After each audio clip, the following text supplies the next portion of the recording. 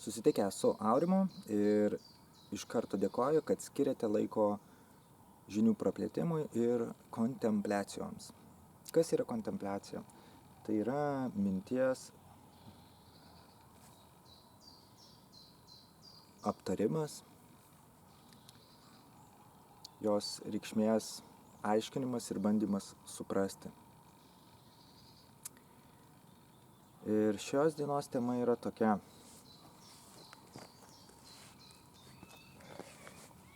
Turbūt ne vienam kilę yra pasvarstymai apie gyvenimo prasmę. Kodėl mes čia, ką reikia veikti, kaip reikia veikti. Ir pats taip pat daug galvodavau, ką mes čia veikiame, visi, aš, kiekvienas. Kokia būtų prasmė, kėliau klausimą, jeigu, pavyzdžiui, žmogus neturėtų sielos. Iš tikrųjų, tada visa esmė, net ir, man atrodo, dingtų, beliktų tik tai biologinis dauginimasis, kas iš tikrųjų neturi iš savęs kažkokios esmės. Jeigu mes būtume tik tai kaip, nežinau, kaip gyvūnai, besieliai ar kažkas tokio, pagal mano suvokimą gyvenimas neturėtų jokios esmės, tuo tarpu ir prasmės. Tikrai svarsčiau ir galvojau, yra, nėra, kaip galėtų būti. Ir tas pamąstymas, tiesiog apie tai, kad žmogus neturėtų sielos ar nebūtų kūrėjo, kuris būtų apsprendęs žmogaus egzistencijos kažkokius esminius kriterijus, apart to, kad tik tais daugytis kaip gyvūnai, mano suvokimui tiesiog prarado pagrindą ta mąstymo būsena, kad žmogus turėtų neturėti, pavyzdžiui, sielos ar kažkokios kibirkštėlės, kuri yra kažkas daugiau negu tik fizinis kūnas, kurį mes matome ir pažįstame. Ir tą kitą pusę, kad žmogus turi sielą, turi kažkokią tą gyvybės kibirkštį, grindžia beprotiškai daug literatūrų, tiesiog nesuskaičiuojamas kiekis. Ir daugybė visokiausių filosofijų būtent apie tai ir kalba. Visi raštai, visi mokymai, šventraščiai, Vedos, Biblijos. Apie tai ir kalba. Vieni kalba apie tai tiesiogiai, kiti metaforom, bet visi apie tai kalba. Kad kažkas yra daugiau negu tik mes, kad būtume kaip fizinis kūnas. Juk net ir Biblijoje sako ten dangus, rojus, ta prasme, pragaras, kažkas bus po to. Reiškiasi, vadinasi, tas kažkas ir esame turbūt mes. Vedose daug atviriau, daug tiesiogiau, indiškose, sakykime, filosofijoje, budizme, kitiems žinoma, daug labiau apie tai kalba ir iš esmės tai bando nušviesti, perteikti tą idėją. Mes negalime žinoti, kuris raštas, ar tas ar anas yra teisus, tikslesnis. Tai turim susidaryti savo kažkokį tai suvokimą. Ir pats principas nenagrinėti tų raštų, o kiek kitų kampų pakelti tokią filosofiją ir kritinį klausimą užduoti savo.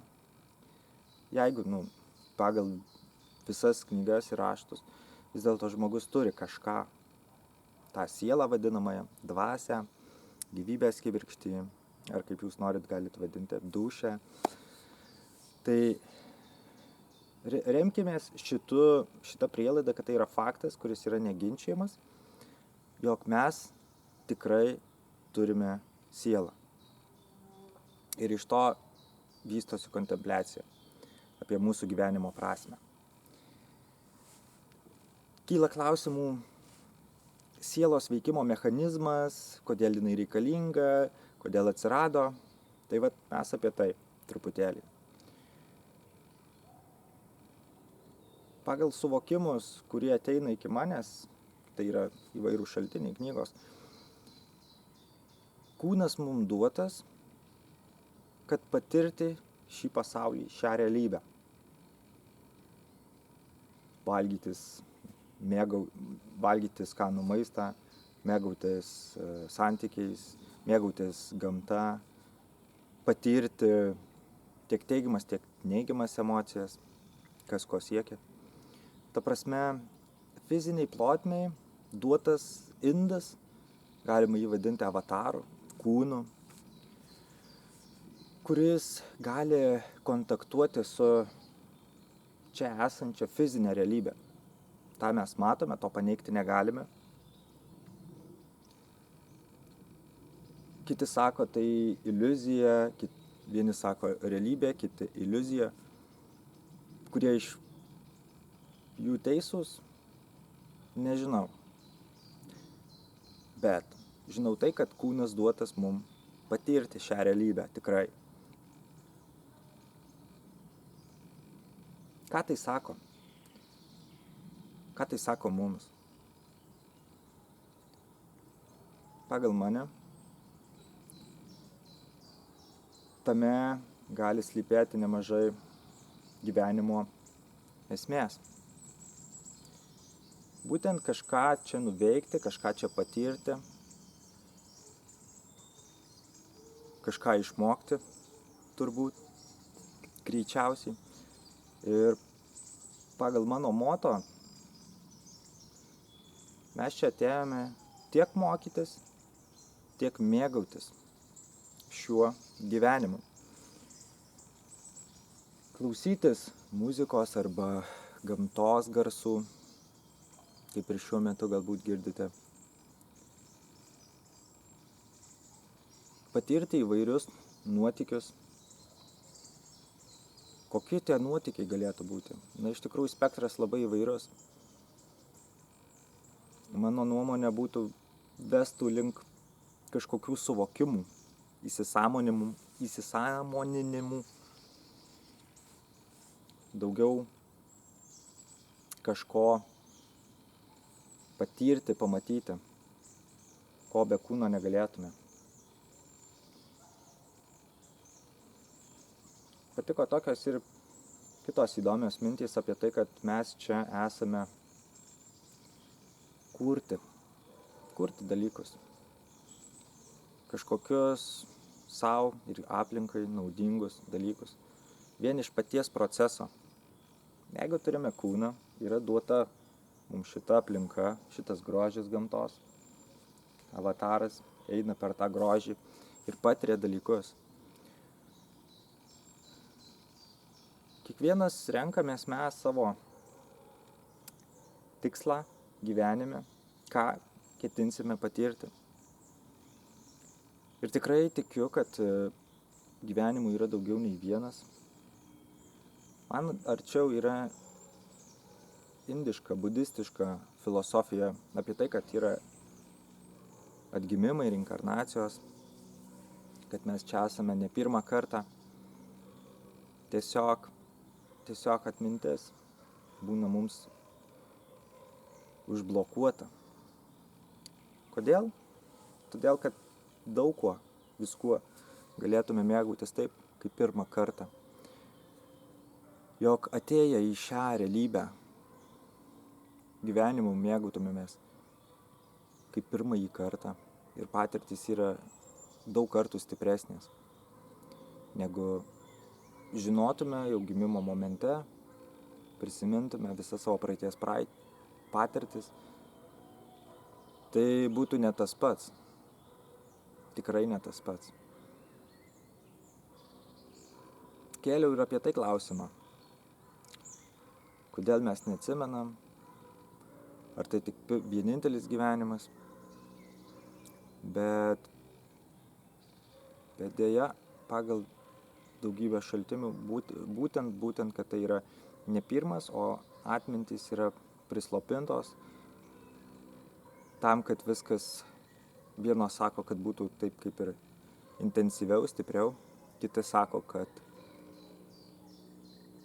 čia kažkokis galbūt intelektas užkirto kelią sugrįžti mūsų atminčiai. Priežastys galėtų būti įvairios. Tad grįžkim prie gyvenimo prasmės. Patirti, mokytis, mėgautis, kažką išmokti ir sužinoti. Pasirinkimai yra kiekvieno individualus, jūsų pasirinkimas yra visiškai jūsų pasirinkimas ir vienintelis bei nepakartojimas. Mano taip pat, kiekvieno iš žiūrovų taip pat.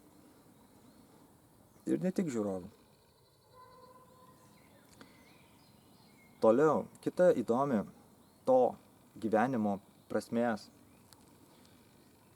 tokia įžvalga ir ganėtinai filosofinė kontempliacija apie tai galvoju, ką čia kūrėjas, ar mes patys pasirinkdami ateiti, galėjome kaip ultimate tikslą nusimatyti. Tikrai įvairiausių variantų esu apsvarstęs. Galit kiekvienas ir jūs pasiūlyti, parašyti komentaruose, koks galėtų būti ultimate tikslas. Jūsų nuomonė. Pagalvokit dar prieš man pasakant savo variantą. Užsirašykit telefone ar ant lapuko, ar tiesiog komentarį iš karto. Kol dar aš nepasakiau, duodam keletą sekundžių.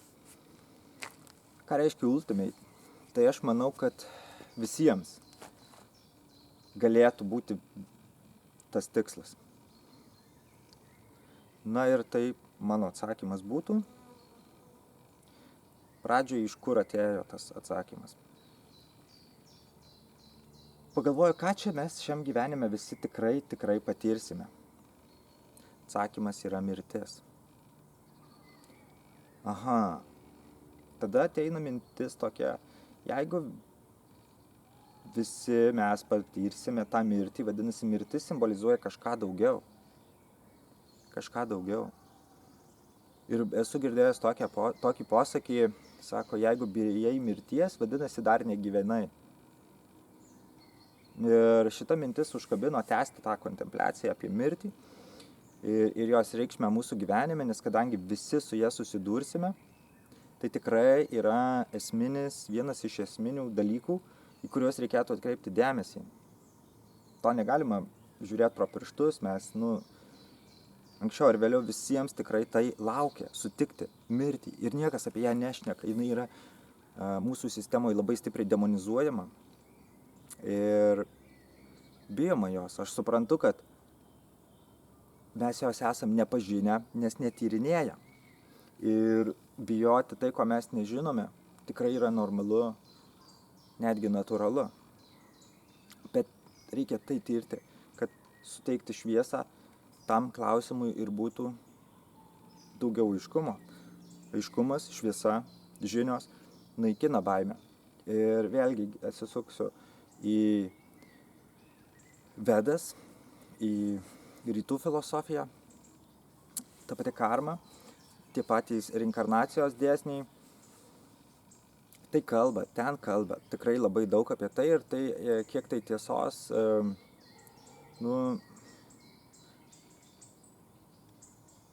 kadangi nėra atminties iš praeitų gyvenimų, negaliu patvirtinti to 100%, bet jų dėstoma filosofija, tai būtent Indijoje numirus žmogui, jie negedi, o švenčia ir džiaugiasi.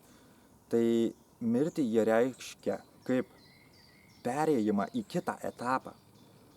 Taip kaip iš vieno rūbo išsivelki ir įeini į kitą rūbą, naują, nesudėvėtą.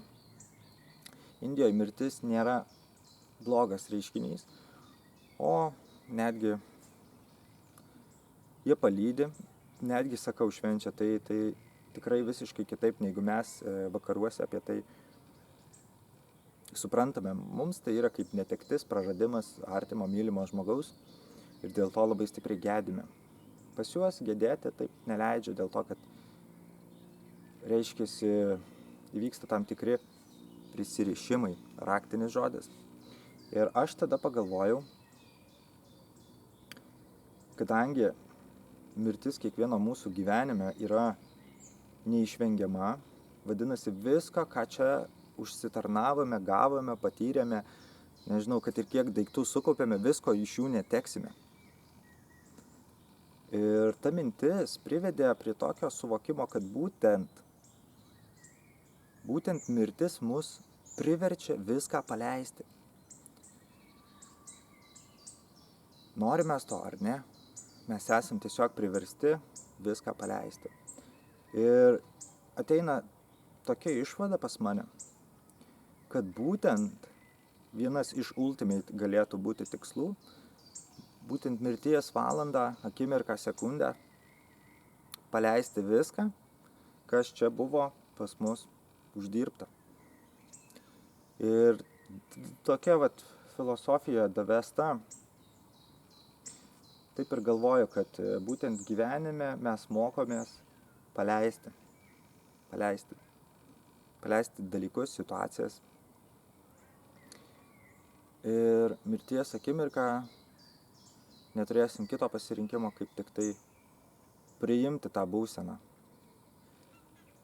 paleidimo, susitaikymo. Galbūt keista galėtų atrodyti, tikrai. Ir girdėjęs esu tai, kad būtent mirtis yra mūsų gyvenimo egzaminas. Ir aš įtariu, kad tai galėtų būti testas kažkokiem kitiem galbūt gyvenimam, atgimimam, kitom patirtim. Toliau vystant tą mintį, labai klijuojasi tokia tematika kaip altruizmas ir egoizmas. Dėl to, kad vaikas vos gimęs, jisai neišgyventų, jeigu nebūtų prašantis mamos rūpesčio, pieno, šilumos, kitų dėmesio. Tai formuoja egoizmo tokį būtinąjį poreikį. Žmogutis mažas neišgyventų, jei jis nebūtų egoistiškas ir nesirūpintų savimi ir neprašytų visų tų dalykų. Gimimas man tai kaip tokia egoizmo simbolis. Būtent tas vaikas, nes jam būtina gauti visus tuos dalykus, kaip maistą, šilumą, meilę ir kitą. Ir mirtis, kaip altruizmo simbolis, kaip būtinas ir priverstinis paleidimas, nes vis tiek mes nieko neišsinešime iš čia, galbūt apart kažkokį patyrimą, suvokimą, bet tikrai nedaiktus. Tai tikėtina, remiantis minėtom frazėm, tikėtina, kad mes nuo gimimo iki mirties einame iš egoizmo į altruizmą.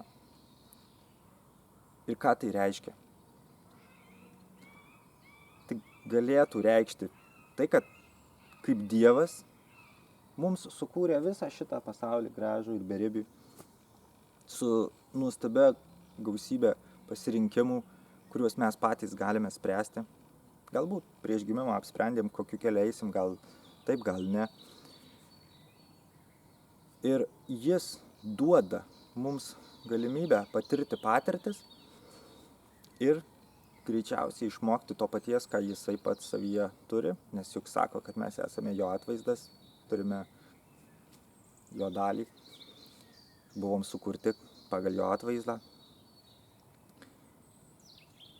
Nuo gimimo iki mirties einame mokymosi keliu iš vien tik tai sau į vien tik tai kitiems. Ir tai labai rezonuoja ir tikrai panašiai kalba tose filosofijose rytų. kad mes turime mokintis duoti kitiems daugiau negu sau. Ir tikiu, kad laikas tai sprendžia būtent.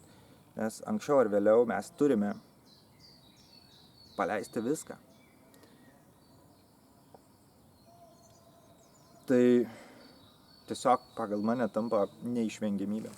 O galbūt greičiausiai ne visiems taip yra paprasta paleisti dalykus, nes vis tik gyvenimas būna užtarnautas, nuveikta daugybė dalykų, gal pastatytas namas, sukurta šeima, karjera, verslas, dar kažkas. Ir jeigu, manau, mes nesimokome paleidimo tokios praktikos ir tampame ir liekame tiksliau egoistiški, tikiu, kad ta pamoka būna neišmokta ir gal net bus poreikis ją kartoti, kol išmoksime. Jeigu, o aš tikiu, kad gyvenimas yra ne vienas, tikrai ne vienas ir vienintelis, šią akimirką mums jisai atrodo kaip vienintelis, nes praeitų neatsimenam. Ir jeigu neišmokstam altruizmo pamokos, davimo kitiems, besąlygiškai, be tikėjimosi, kad kažkas grįš atgal, tai manau, kad gyvenimas būna su neišlaikytu egzaminu. Būtent mirties akimirka. Mes iki to laiko ruošiamės, praktikuojame, mokomės. Tikrai galime skirti savo dalykų. Aš manau, tai irgi yra dalis gyvenimo, skirti savo dalykus, kurie mums patinka, kurie teikia mums džiaugsmą, malonumą, pasitenkinimą, visus pozityvius jausmus savo ir aplinkai be abejonės, nes jeigu mes tik tai savo darysime viską, tai įsivaizduokim, jeigu visi taip darytų, tai tas pats mažas vaikutis vos tik gimęs, jis negautų irgi nieko. Nes tėvai suaugę darytų tai tik dėl savęs ir vaikas, tiesiog neturėtų galimybės išgyventi ir patirti. Tai yra faktas, kad mes turime būti palaikantis aplinką, jai padėti, puoselėti ir kad ir kaip mes mėgstame mėgautis dėl savęs, būtinai turime tai daryti kažkiek ir dėl kitų, kurti, duoti, grąžinti faktiškai skolą, kuri buvo mums suteikta ir duota nuo gimimo. Turime mes tai grąžinti kitiems, turim grąžinti kūrėjui per kitus. Mums duota yra žemė, vandenynai, vanduo, medžiai, aplinka. Jums duota, man duota, visiems tai duota. Ir manau, mūsų pareiga mokytis. Ir mokytis. Mėgautis ir mokytis. Mėgautis, patirti pozityvius jausmus, priimti juos ir mokintis, dalintis su kitais tuo gėriu, kurį patiriame. Tad reikia būti, aš manau, bendruomeniškais ir kurti bei puoselėti santykius su aplinka ir aplinkiniais žmonėmis, gyvūnais, gamta, su viskuo. Aš manau, būtent tas mokymasis duoti, ėjimas į altruizmą ir kol dar gyvenimo yra ne paskutinė akimirka, ne paskutinė valanda, diena, mes skirdami dėmesį savo ir kitiems, mokomės teisingai išlaikyti egzaminą ir pilnavertiškai patirti. Tad tikiu, kad pagalvojimas apie mirtį, kad jinai ateis neišvengiamai pas kiekvieną, leidžia suvokti šitus dalykus, kuriuos aš aptarinėjau, būtent paleidimo ir altruizmo pamokas. O jeigu mes negalvojam apie tai, apie mirtį, arba apie ją galvojame kitaip, pradžioj, sakykime, jei negalvojame, tai šitie klausimai, jie tampa sąlyginiai. Ir iš dalies mes, tikiu, kad viduje širdyje jaučiamės, kad esame nemirtingi, nes siela yra nemirtinga. Jinai kiekvieną kartą persikūja į naują avatarą, į naują kūną, siekti naujų patirčių. Tik mes nežinome, kokios tos patirtys buvo, deja, bet šio gyvenimo tokia irgi viena iš, manau, misijų, neprisiminti praeitų gyvenimų, galbūt jausti intuityviai, kažką susapnuoti į tą pusę, ar, nežinau, ateina tam tikri suvokimai ir mintys, kurie duoda prielaidas tokias, ką mes nuveikėme praeituose gyvenimuose. Bet kaip fakto mes to negalim padėti ant lėkštutės, nes tiesiog, manau, tikrai neskirta mums čia prisiminti to, arba tik tais labai mažai daliai žmonių. Tai gyvenimo prasme apibendrinus yra ultimate tikslo, tokio kaip visiems. Manau, mokėti paleisti, mokėti dalintis su aplinka pozityviais dalykais. O asmeniškai kiekvieno iš mūsų gali būti pasirinkimas, ką nuveikti, ar tai statyti namą, šeimą, ar verslą, ar kažką kito kūrybiško nuveikti, pasimėgauti tuo džiaugsmu ne vienam. Tai irgi kelionės dalis, nes irgi toks puikus patikęs posakis. Sako, mėgaukis kelionė, nes tikslas yra tik tai premija prie viso to reikalo kelionės. Tai skatinu prisiminti tokius dalykus, kad tiek kelionė, tiek tikslas gali būti ir turėtų būti, ir manau yra verti dėmesio.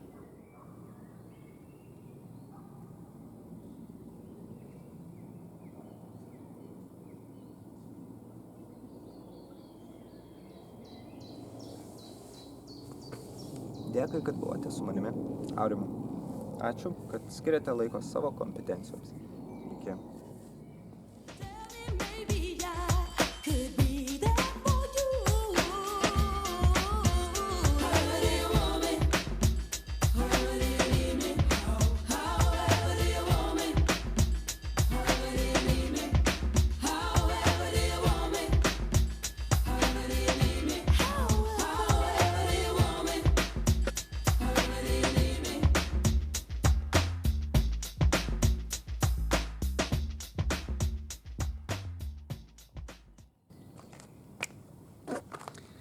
Ir kadrai užkulisiniai.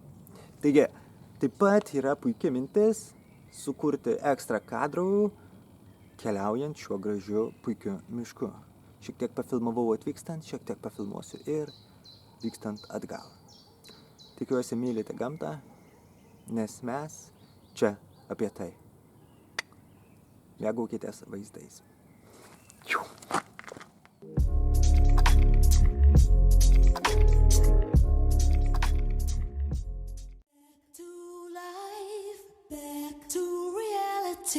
Back to life, back to reality, back to life, back to reality, back to the here and now, yeah.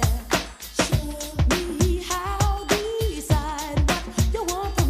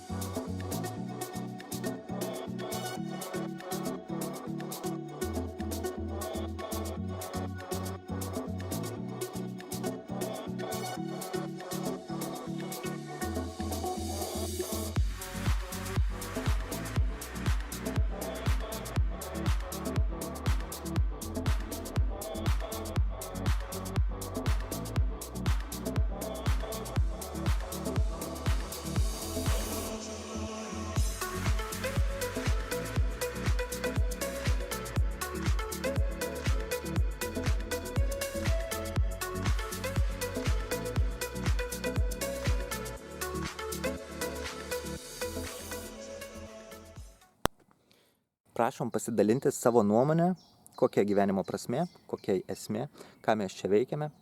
Galbūt jūs prisimenate praeitos gyvenimus. Būtų labai malonu, įdomu išgirsti jūsų nuomonės šiais klausimais. Ir užduokite klausimų tematikai, kokiai norėtumėt, kad aš komentuočiau. Apie ką galėčiau kontempliuoti, kas jums patinka. Aš suprantu, kad kanale nėra daug žiūrovų, bet aš noriu pasidalinti info ir tikiu, kad jos yra galbūt net jums reikiama tema. Taip pat man irgi įdomu visada klausytis kitų aplinkinių, ką jie pasakoja, ką jie žino, ką girdėję, kuo tiki. Tikiu, kad yra daliai žmonių įdomu, ką ir aš esu skaitęs, girdėjęs, matęs. Tad jūsų provokuojantys klausimai labai pamalonintų mane, nes aš žinočiau, kad kalbu į tinkamą tematiką. Tiesiog kelkit filosofinį klausimą ir man bus pretekstas jį komentuoti. Ačiū, kad žiūrite. Lauksiu jūsų klausimų. Iki.